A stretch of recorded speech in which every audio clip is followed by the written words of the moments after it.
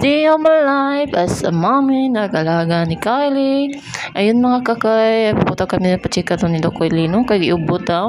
Hindi naman po nagrabing ubo. Mga segun ko ara ba panagsarap pero kailangan hindi tayo magpansya no na delikado rin ng uburon na ibako in town. So yun, pupunta kami magkakainon. Nanutan ako sa guard kung nabay Dr. Suswa Jude kay holiday.